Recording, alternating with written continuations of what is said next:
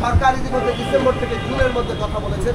আমরা বলেছি অন্ততপক্ষে সুনির্দিষ্ট মাস কিংবা সপ্তাহটি যদি সুনির্দিষ্ট করা যায়, তাহলে সমস্ত রাজনৈতিক দলের দিক থেকে কিংবা সাধারণ মানুষের মধ্যেও, সমগ্র দেশবাসীর মধ্যেও নির্বাচন বিষয়ে একটা পরিকল্পনা প্রস্তুতি গ্রহণ করার জন্য তাদের জন্য সুবিধা হয়।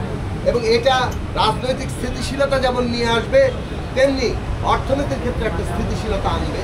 কেননা অর্থনৈতিক ক্ষেত্রে যে বিনিয়োগের প্রয়োজন, সেই বিনিয়োগ নতুন প্রাণ সঞ্চালন করবে, কিন্তু সেই বিনিয়োগের পরিকল্পনা গ্রহণ করতে হলো নির্বাচনের সুনির্দিষ্ট তারিখ কিংবা একটা সপ্তাহ সেইটা প্রয়োজনীয়।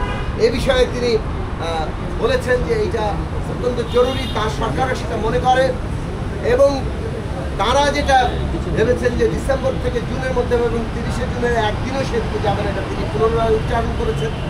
এবং তিনি বলেছেন যে আসলে সুনির্দিষ্ট তারিখ ঘোষণার ক্ষেত্রে তার সরকারের একমাত্র বিবেচনা হচ্ছে যে সুষ্ঠু নির্বাচনের জন্য পরিবেশটা দরকার, সেই পরিবেশটা কারা আনন্দ করবে, প্রশাসন সহ সমস্ত যারা এর সাথে যুক্ত প্রতিষ্ঠানগুলো। এই প্রতিষ্ঠানগুলো যেহেতু পুনর্গঠনের মধ্যে আছে, সে কারণে সরকার এই প্রতিষ্ঠানগুলোকে নির্বাচনের উপযোগী করে গড়ে তোলার কাজে আছেন।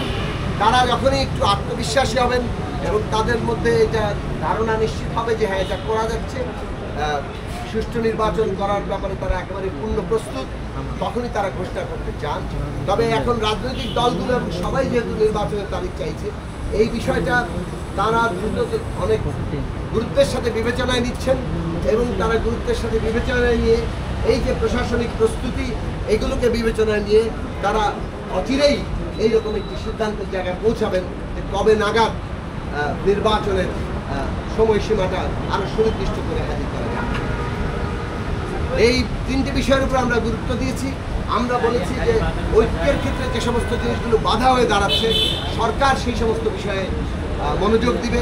যেমন অনেকগুলো জাতীয় গুরুত্বপূর্ণ নিরাপত্তাগত প্রশ্ন হাজির হচ্ছে, কিন্তু সেই সব বিষয় নিয়ে অংশীদারদের সাথে যে আলাপ আলোচনা, এটা হয়নি। বিগত ফেব্রুয়ারির পরে 3 মাসের পরে আজকে এক ধরনের আলাপ আলোচনা শুরু হয়েছে সরকারের।